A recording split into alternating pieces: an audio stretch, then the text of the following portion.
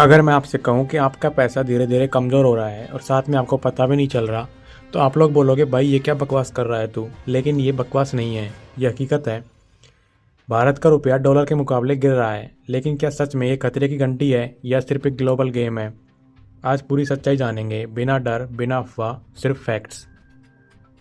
हाल ही में भारतीय रुपया अमेरिकन डॉलर के मुकाबले कमज़ोर हुआ है। मतलब पहले जहां $1 खरीदने के लिए कम रुपए लगते थे, अब ज़्यादा रुपए देने पड़ रहे हैं।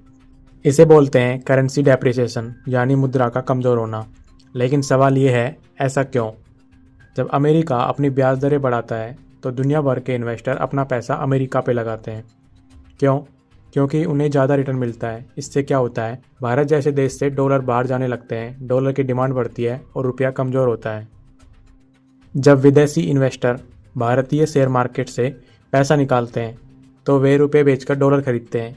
इसका रिजल्ट ये होता है, रुपये की सप्लाई बढ़ती है, डॉलर की डिमांड बढ़ती है और रुपये गिरता है। कच्चे तेल का आयात, यह भी इसमें एक बड़ा कारण है, क्योंकि भारत दुनिया के सबसे बड़े तेल आयातकों में से एक है और तेल की कीमत डॉलर में चुकानी पड़ती है। अगर कच्चा तेल महंगा होता है तो हमें ज़्यादा डॉलर चाहिए होते हैं। डॉलर की मांग बढ़ती है, रुपया दबाव में आता है। वहीं पे ग्लोबल तनाव भी बड़ा कारण है। युद्ध, भू राजनीतिक तनाव, मंदी का डर, ऐसे समय में निवेशक सुरक्षित माने जाने वाली मुद्रा यानी डॉलर की ओर भागते हैं।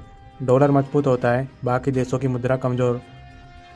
अब सवाल, क्या ये पहली बार हो रहा है? नहीं, रुपया पहले भी कई बार गिरा। 2013 में बड़ा झटका लगा था, लेकिन भारत की अर्थव्यवस्था तब भी संभली थी। मुद्रा का गिरना आर्थिक बर्बादी का संकेत नहीं होता। अब क्या ये भारत के लिए बुरा है या अच्छा? यहाँ ध्यान से समझो। नुकसान, आयात महंगे हो जाते हैं, पेट्रोल डीजल की कीमत बढ़ सकती है, महंगाई बढ़ सकती है। फ़ायदा, निर्यात सस्ता हो जाता है, आईटी कंपनी ज़्यादा कमाई करती है, विदेशी पर्यटक के लिए भारत सस्ता हो जाता है। मतलब कि हर गिरावट सिर्फ नुकसान नहीं होती। अब क्या इसमें आरबीआई कुछ कर रहा है या नहीं? इंडिया का सेंट्रल बैंक आरबीआई जरूरत पड़ने पर डॉलर बेचकर बाजार में संतुलन लाता है।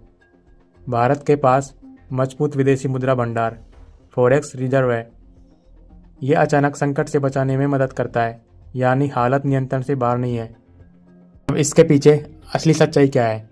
भाई, भारत का रुपया इसलिए नहीं गिरता क्योंकि भारत कमज़ोर है। कई बार डॉलर इसलिए मजबूत हो जाता है क्योंकि दुनिया अमेरिका की तरफ भाग रही है और ये एक ग्लोबल करेंसी साइकिल है।